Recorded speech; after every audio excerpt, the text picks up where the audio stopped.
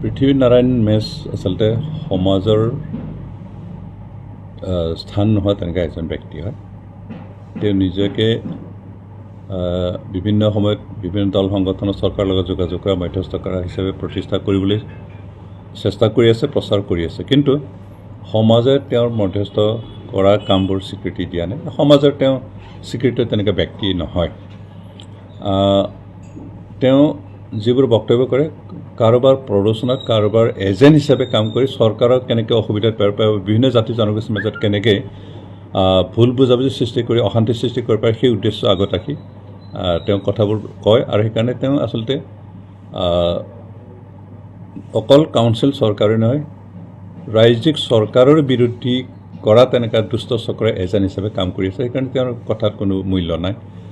সেইকাৰণে আজি আপোনালোকৰ জৰিয়তে জনসাধাৰণক মই আহ্বান জনাব বিচাৰিছোঁ যে পৃথিৱীনাৰায়ণ মেছ সমাজৰ কোনো স্থান নাই, কিন্তু তেওঁৰ বক্তব্যৰ কোনো অৰ্থও নাই, তেওঁ মূল্যও নাই। তেওঁ সকলো সময়তে বিভ্ৰান্তিকৰ তেনেকৈ বক্তব্য দাঙি ধৰি মানুহবিলাকৰ মাজত বিভিন্ন জাতি জনগোষ্ঠীৰ মাজত এটা বৈৰী ভাৱ সৃষ্টি কৰিব, ভেদাভেদ ভাৱ সৃষ্টি কৰিবৰ কাৰণে চেষ্টা চলাই আছে। সেইকাৰণে তেওঁ আচলতে ক'বলৈ গ'লে এটা এণ্টি ছ'চিয়েল আৰু এণ্টি নেশ্যনেল এজন ব্যক্তি হয়। আৰু তেনেকুৱা ব্যক্তিৰ কথাত যাতে কোনো ভুল নাযায় আহ্বান জনাইছোঁ। ইয়াত বিশেষকৈ আমাৰ বিটিআৰত থকা জনজাতি অজনজাতি সকলোৰে সমান অধিকাৰ আছে। বিশেষকৈ আমি কৈ আছোঁ যে 2003 চনলৈকে যিখিনি মানুহ ইয়াত বসতি কৰি আছিল বিভিন্ন জাতি জনগোষ্ঠীৰ সকলোৱে সমান অধিকাৰ, সমান সুবিধা আৰু সমান কিবাখিনি ব্যৱস্থাখিনি আছে।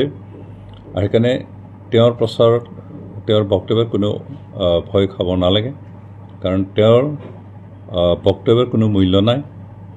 সেইকাৰণে আহ্বান জনাইছোঁ যে কোনেও কাকো বিশেষকৈ বিটিআৰ অঞ্চলত বসবাস কৰা জনসাধাৰণ, বিশেষকৈ নন ট্ৰাইবেল জনসাধাৰণে ৰাইজে তেওঁৰ কথাত বিশ্বাস নকৰিবা। আৰু তেওঁ বিশেষকৈ আমাৰ অজনজাতি জনসাধাৰণক কোনেও উচ্ছেদ নকৰে বা তেওঁলোকক হাৰাশাস্তি কৰাও নহ'ব, কাৰণ তেওঁলোক ভাৰতীয় নাগৰিক আৰু বিটিআৰৰ বৈধ নাগৰিক হয়।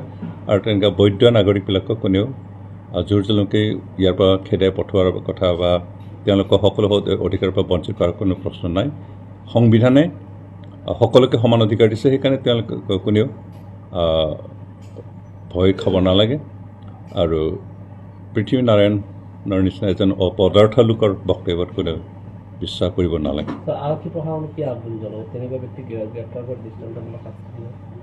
মানে এতিয়ালৈকে তেওঁৰ এগেইনষ্টে কোনেও FIR কৰা হোৱা নাই, আৰু সেইকাৰণে হয়তো পুলিচে তেনেকুৱা ব্যৱস্থা লোৱা নাই। যিহেতু তেওঁৰ কোনো স্থান নোহোৱা মানুহ, সমাজত স্থান নথকা মানুহ, সেইকাৰণে তেওঁৰ কথাত গুৰুত্ব নিদিয়াকৈ আছে। আৰু সেইকাৰণে চৰকাৰ বিশেষকৈ পুলিচ প্ৰশাসনে তেওঁৰ ওপৰত একো একশ্যন লোৱা নাই। কাৰণ তেওঁক একশ্যন লোৱা মানে তেওঁক অলপ মূল্য দিয়া নিচিনাই হ'ব। সেইকাৰণে পুলিচে তেওঁক গুৰুত্ব দিয়া নাই আৰু তেওঁক এৰেষ্ট কৰাৰ কোনো প্ৰশ্ন হোৱা নাই। আৰু আমাৰ জনসাধাৰণে তেওঁৰ এগেইনষ্টে কোনো FIR দিয়া নাই, কাৰণ তেওঁৰ কথা কোনো মূল্য নাই।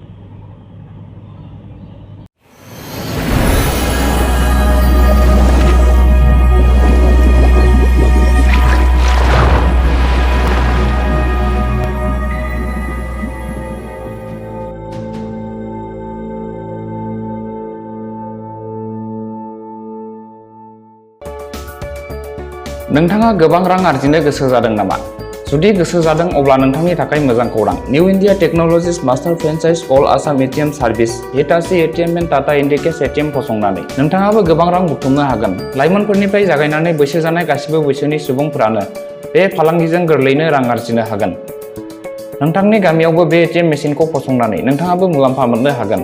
बांसिनै मिन्थिनो थाखाय 7002005072 एबा 9401230135 जानबुं अनजिमायाव दिनैनो सुलाद ला।